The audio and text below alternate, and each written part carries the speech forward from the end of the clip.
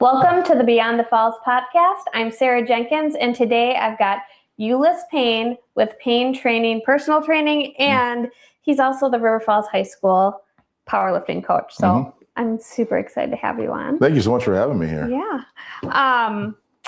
My first question is, I ask everyone this, what is your connection to River Falls? So my connection to River Falls is I am the River Falls High School powerlifting coach and middle school powerlifting coach. Yes. Yep. Yep. I also work at the high school as well as a para for the lunchroom. And then also I just recently moved my personal training gym right here to River Falls. Yes. It's exciting. You were just next door in Hudson and everything's centrally located now. Yep. So. Now it's fantastic. So I want to learn about like you and what got you interested in powerlifting and how did that evolve into like your business now? Yeah, so that's probably, I'd say that started way back when I was 13, 14. That's when I really got into weightlifting. I used to do a lot as like just a little kid. My dad had weights in his basement. Never taught me and my sister how to use it, but he just said we could play with it as kids. So he had a few dumbbells, bars, and machines. So as a kid, I would play with them. But then for basketball, that was my main sport growing up. Okay. I wanted to get a little stronger. And so I got into lifting, and I didn't have really a coach at that time, but I wanted to learn it on my own. Yeah. So I would buy books and magazines that I'd find at bookstores and where they talked about, the muscles and how to lift and different kind of workouts. And I would just make them up on my own. I would go to school. Then after I'd go to the local YMCA and lift there, looking off the books and magazines I had. And I learned very quickly that I loved that process. Yeah. Like it became kind of my new hobby outside of sports and school. And that dove into me going like kind of all in on it. That's and awesome. Then, yeah. Like, do you have anyone that influenced you most in your, during this time? Did your basketball coach encourage it? Like, no, I would say, so funny enough, even going into that transition from like only basketball to then lifting, I ended up stopping to play basketball because I ended up getting a lot bigger and stronger. So then I dove into football because I didn't play football until I was 17. Oh my goodness. I didn't know that. Yep. Okay. Yep. I was much smaller. I was only basketball player, got into lifting, got bigger, decided I want to try something different. So I got into football and wrestling. And turned out that helped a lot. Plus with my background as a basketball player, but then even going further into that into senior year, I happened to run into a guy through a football camp who was at another school who's like, oh, hey, I do this sport called powerlifting. And I think you would really enjoy it because we connected through our love of lifting. And I had no idea what that was at the time. Oh, really? No, I had no clue. Well, tell me about that. Oh yeah, it's a fantastic story. Powerlifting is it's a different sport than anything else. Like going to a meet is a whole different experience. Like, and like, I will just say to see a packed gym cheering on one athlete, right? To just absolutely. I mean, it's something else. It's exciting. So sorry, tell me. So it was my senior year. We played, so I went to Pius 11th High School. We played Whitnall. That's where my friend was, the team he was on.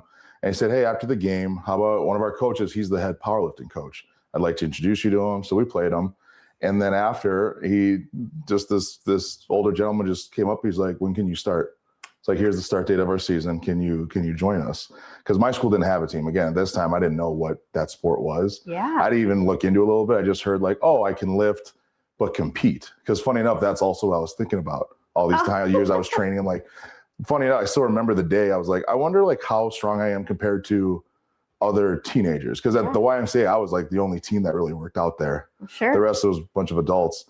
And so wintertime came, or like late fall, and he had me show up and weighed in, weight class with him on, took my measurements and said, all right, cool, we start practice tomorrow. And that was really the shift in my life that I did not expect to happen, but it was really what created who I am now. So it was a small group. I'd say we were about 20 kids, but it was the most welcoming, inviting, encouraging, but also like very intense group of people I've ever met, the kids and the coaches. And I just loved it. They said, I loved lifting already. And finding this, and it was only me, like all my friends, like they worked out sometimes with me, but it wasn't like what I was doing. Yeah. And to find this group of other kids my age who were just as much, if not some even more passionate about it, was amazing, because they became still some of my lifelong friends to this day. Oh, yeah. We'd practice and we'd all go to someone's house and hang out and stuff like that. And same, the coaches were very, again, just incredible coaches and I always had a lot of great coaches in my life, but these guys made a very big impact on me. Yeah. And I didn't realize at the time, I mean, these were a lot of strong kids. I then soon realized why. Whitnell was already multiple-time state champs, multiple-time national champs. A lot of my teammates were 1 to 2 to 3-time national champion lifters. I had no idea, because I didn't ask. I didn't walk in asking like the coach or anything like, "What's your credit?" Like, I had no idea. I just wanted to come lift. Yeah. But yeah, so that really molded like the start of my journey into the love of powerlifting, love of competitive strength sports. And then even both coaches, I had 2 coaches, and even my old coach RG, who's the head coach. I mean, just the knowledge he had, he not only showed us like, here's what to do, but here's why you're doing it. Mm-hmm. And that was what I always loved. I always loved the science behind it. Yeah. And he always did a really fantastic job of like giving me the reason of why I'm doing what I'm doing. Well, I'm like, you got to know why, right? Exactly. So that was it didn't even start till like your senior year of high school. Correct. How about like the college years?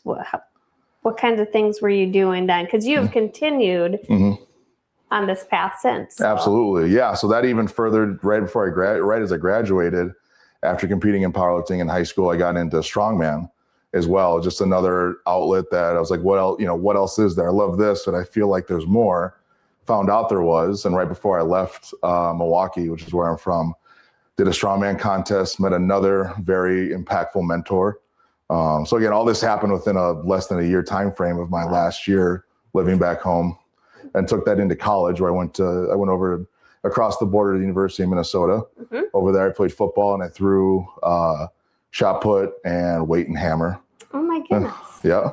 And I still kept my passion for lifting with that. Yeah. And even I had a fantastic time over there. Had a really great coach in Glenn Caruso, who, he knew all about me. He's like, nope, I like to power lift. I like to do strongman. And he's like, hey, I'm all for that. Just, don't get hurt for football. Right. That's why we have you here. But that definitely was a factor in my longevity that I had over there. I luckily, I started all 4 years over there. We were close to sophomore year. We made it to the national championship, but I was a 4-year starter. No injuries, even now, body's still pretty healthy. Would you say powerlifting had something to do with that lack of injury? Yep, 1,000%. Can you expand a little more on that? Absolutely. So, during the season, we still train with my teammates. We train for football. Off season, though, I would I practice heavy squats, bench, deadlifts, and overall, just it gave me a tougher structure. Mm-hmm. Plus still practicing proper technique, keeping the right flexibility, like as for squat, where you have to squat so low and things like that. I noticed over time that definitely would just give me stronger tendons, help me even if I did get injured, or not injured, but take hits. It helped me recover a little bit better as well. Yeah. So yeah, I always trained that way. I even had a few teammates as my career went down the road, other powerlifters. So, off season, we'd all kind of train together. But no, definitely between that and strongman, I'd say played a huge factor in keeping me pretty much in one piece throughout my 4 years there. Yeah, because it's a tough sport on your body, and very tough sport. I had teammates who I got to see the kind of ground and pound that I would take on the body. Mm-hmm. So no, I was very fortunate that my experience with strength sports before then, and then going into college really played a huge factor for me. Well, so through college, when did you start your training business, or how did that evolve? So I realized, when I started at St. Thomas, I wanted to be an attorney. Yep. I know people here we are. Yep, and here we are. So no, found out pretty quickly that wasn't my deal. Yep. Then I went into business, but I always wanted more. That felt too general for me. And again, at this time, I already liked making up workouts and stuff like that. And I remember by end of my freshman year, I had friends who were on a football team, but just like classmates who I would talk about. I'm like, hey, like I want to learn how to work out. Could I come with you to the weight room and you kind of show me how to do some stuff? I'm like, sure. Like I can try. And I really enjoyed that actually. Yeah. And just, taking it step by step with someone who had never worked out before. And by sophomore year, I'm like trying to figure out how I want to change my major, and seeing at St. Thomas, they had the Health and Human Performance program. And I looked into that. I'm like, oh, like there's coaching or like personal training. Like I could look into that. And it sounded like it's exactly what I wanted to do. So I just decided to pick my major in health promotions, was the one that seemed to fit best what I was looking for. Mm-hmm. So that was like exercise science, kinesiology, but then also business. So marketing, management, communications, public speaking, classes that I thought back then like, oh, these are interesting, but I don't know if they'll ever be helpful. Right. And honestly play some of the biggest roles in my career. And then by junior year, I became a certified personal trainer. Okay. Yeah. So I was already set before I graduated college. And then I started my career interning at the Hopkins High School. Oh. Yeah. I luckily through a connection, I got a internship, but again, it is the old school internship. Yep. Full time, no pay. No pay. I was just going to say. Yep. And I did that over the summer. And it was an amazing experience because it also really showed me this is what I wanted to do. Yeah. So I started with my training career working with kids. Oh yeah. Yeah. And here we are. Exactly. Head coach of the powerlifting team, working with the middle schoolers and the high schoolers. Mm-hmm. And we're so excited that you're here and our coach. I love it. I appreciate that. I want to go back to your business. You are located in River Falls now. Yes. Tell us the location. So I'm on 146 Division Street, right next to the Garage Bikes and Brews. Yeah, you can't miss it. No, right? You cannot miss it. Yeah, you cannot miss it. I'm right there next to the garage. And you offer all kinds of services. Like you offer personal training, all ages, right? Yes. Yep, all ages. My main specific groups tend to be youth. Mm-hmm. And then like adults 40 plus. Okay. Those are my two like main groups. But I do personal training one-on-one. I do small group training. I also just do exercise programming. Okay. So people who like, hey, like I really don't need someone to be there with me, but I do want the structure of having a program. I do that as well. And who doesn't go to the gym and go, I don't even know what to do? 100%. I'm the same way. I mean, mine's because my brain's going 100 miles an hour. But I have a coach myself. Yeah. Yep. And then we also offer spin classes as well. Oh, spin cycle and pound classes. I love it. And if we wanted to look for you online, do you have a website? The website's in production, but I do have an Instagram. Okay. Yeah. Awesome. Do you know the handle off the top of your head? It's going to be U3 Strength and Wellness. Perfect. Okay. Now I want to shift into the powerlifting side, the coaching side, because I do have a daughter. I mean, I have a daughter who's on the powerlifting team. My son also was on the team, and it's a really neat sport. But what I just learned last week, we had this conversation. I think it was last week. You were saying that Wisconsin has like the best, like of the high country. School level. Yeah, we're one of the most competitive states in the whole country. Yeah, bringing top lifters. So what about Wisconsin? Why is that? I would have to say, even just through my experience now working in Wisconsin and Minnesota, it's just the opportunities, I'd say, is the biggest thing. With powerlifting, there's federations at the adult level and open level. So same at the kid level, where Wisconsin, it's called the WHSPA. So they run and they host their own meets. So we have a season, just like regular sports. We have a high school powerlifting season. I think that's fantastic. Yeah. And with that, now again, these schools can make teams so they can get as many kids as they can, and we have competitions just for them. Where normally it'd be you have to go find a meet at a gym or somewhere else, which the kids can still do, but then it's more individual. Where this creates a team aspect, which gets everyone together, and it's incredible to see. Even like when I first competed in high school, a big meet would have 150. Maybe 200 kids. Wow. When I got into it, and now seeing that we're having on a low day is 350. Yeah. Is incredible to see. It is. So having those opportunities, I think, is a big factor. Yeah. I grew up in Minnesota. I never knew that it was even a sport over here. Like, I didn't know it existed until I moved to River Falls.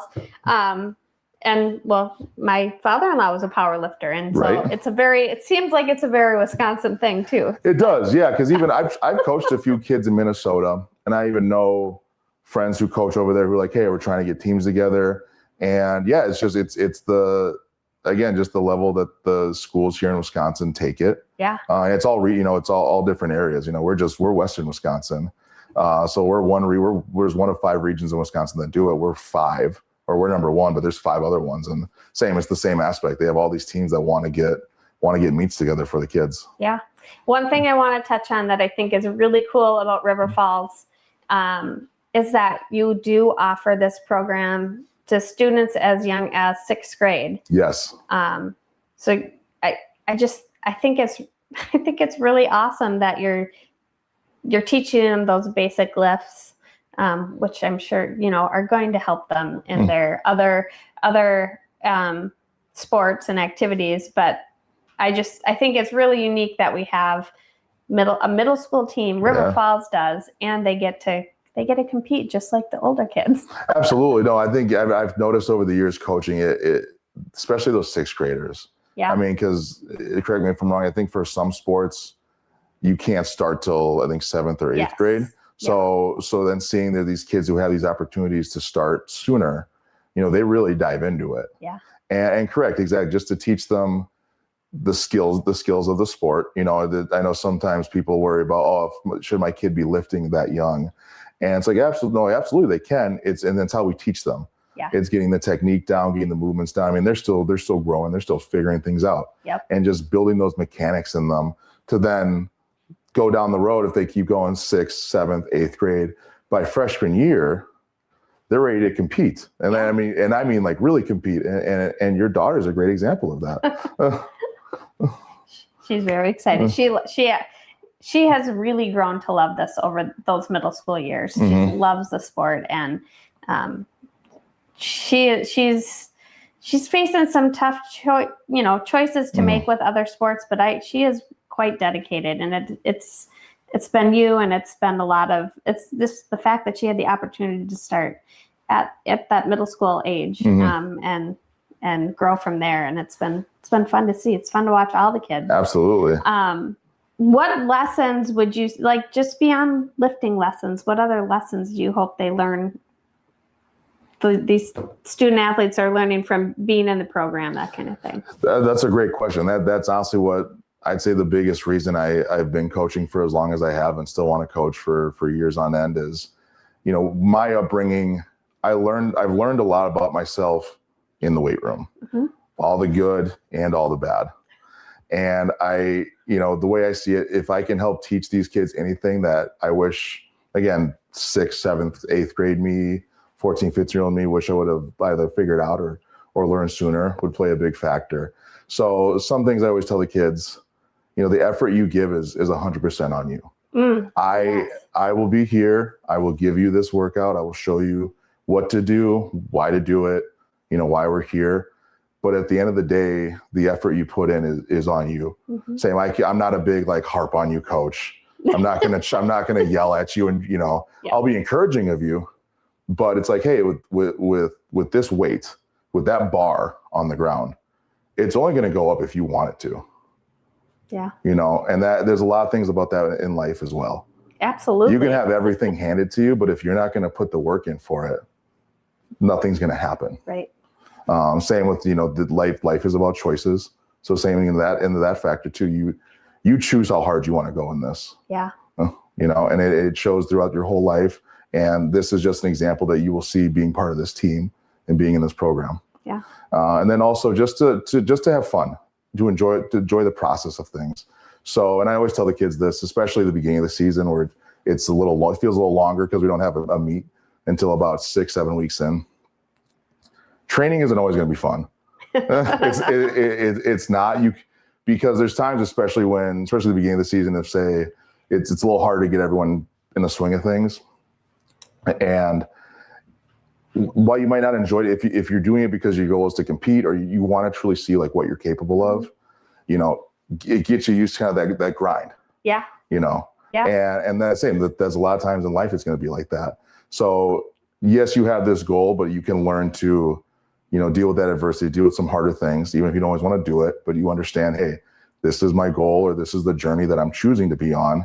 Yeah. And this is part of it. Because then there's also going to be really great times, especially like now as we've been gearing up for the last few meets, the kids have been peaking up. So now they're seeing like, oh, like I am stronger. I am moving more weight than I was moving a month ago. Yeah. And just seeing that excitement.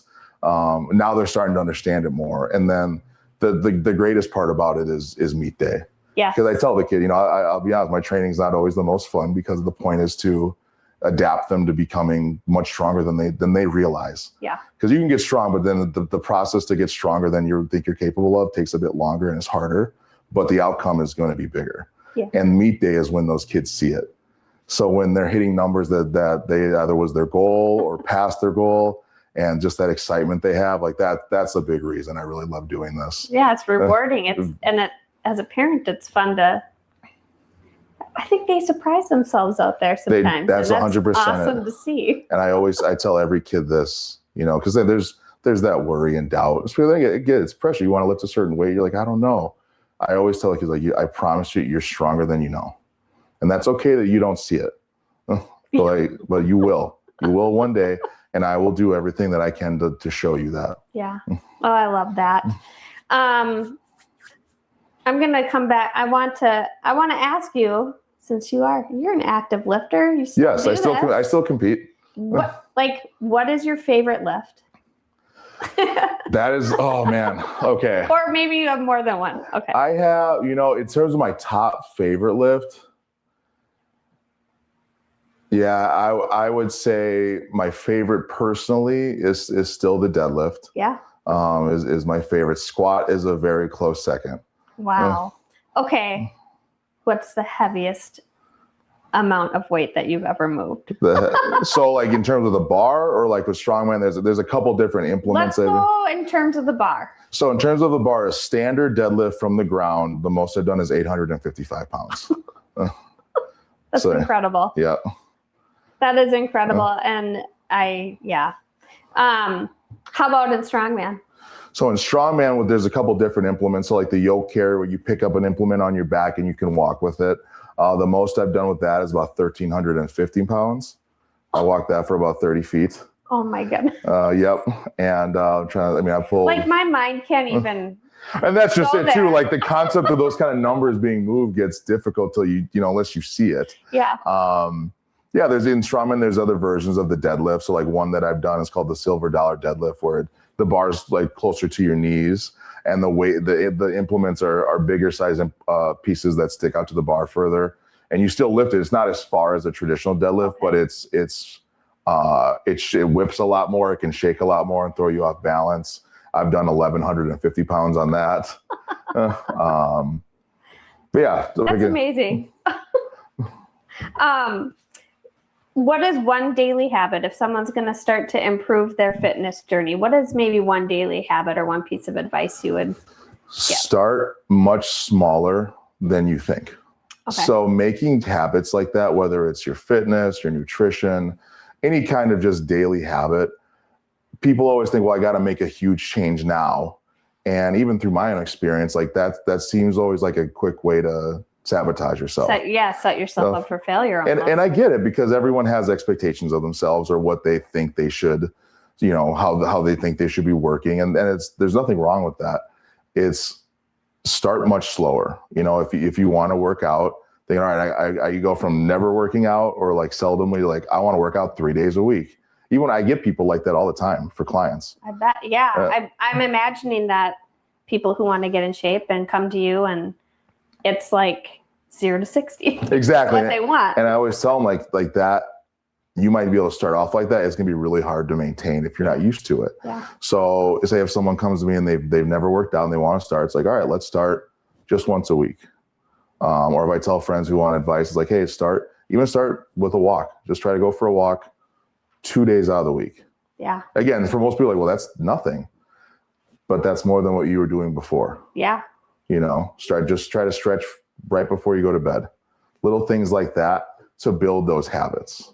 And then some people, again, because some people realize too, that's harder than they realize to do that consistently. Yes. But then when you get to that point, it's like, okay, cool. Now add another day to that, Yeah. So, and then that's how you can build up to those habits. Yes. Because it's easy to, or not say easy, but it's to start like, do something 3 weeks in a row, like that's not bad. But then to keep that next full 3 weeks, it can be difficult. But if you start slower, much easier, it can be much easier and more realistic to maintain. And then you can build off that. Compared to if I started working out 3 days a week and I got so tired that I went down to 1, and now I feel like I'm regressing. It's like, and now just like that, you sabotage yourself. Yeah, right. So yeah, I always tell people, start smaller, slower than you think, and we will build off from that. Yeah. And then you can really start to see your growth. Yeah. And there's nothing wrong starting. Some people don't like that, or they think they don't like that, but it's like there's nothing wrong with starting slower. No, and it totally makes sense. Yeah. I mean, because a lot of the goals are lifestyle changes. Like, hey, we got a bit of time with this, so it's like let's work our way with it. Yeah, yeah. You want to eventually get there. You don't have to be there tomorrow. Exactly. Yeah. As we're wrapping up, is there anything else that we didn't talk about that you want to share? I mean, yeah, honestly, just with overall with. Strength training is a big aspect of not just my career, but my life. I have met some amazing individuals through it, whether it's been coaching, whether it's been competing. I've been lucky enough to compete all over the country and all over the world. And I've met a lot of amazing people through it, as well as coaching here in River Falls. Has been amazing watching so many of these kids, grow up and introducing lifting into their life. So, I tell anybody, especially if, lack of self-confidence is a thing. Yeah. Even when I was a kid, I did sports. I was not a confident kid. I was confident in my sport, but not in myself. Yeah. And lifting was what changed that for me. You just gave me goosebumps because I've seen that in my kids. 100%. Yeah. Like I still remember like that moment when I was 18, compete, in training, getting ready for my first meet, and just how I felt, how I looked, how I presented myself. Like that is what made the difference in my life that has led me to where I am now. So I always tell people if you're not, try something, you're not sure, like just like try exercise, try lifting. It doesn't have to be go grab a bar right now, but just try like resistance training and lifting. And you will get to see what you did not think you were capable of. Yeah. In one way, shape, or form, whether it's the weight you move, whether it's how you feel. Again, just seeing what you can really do. Yeah. And that can play such a huge factor into your everyday life and what you do. And then just in long term, it's never bad to be strong.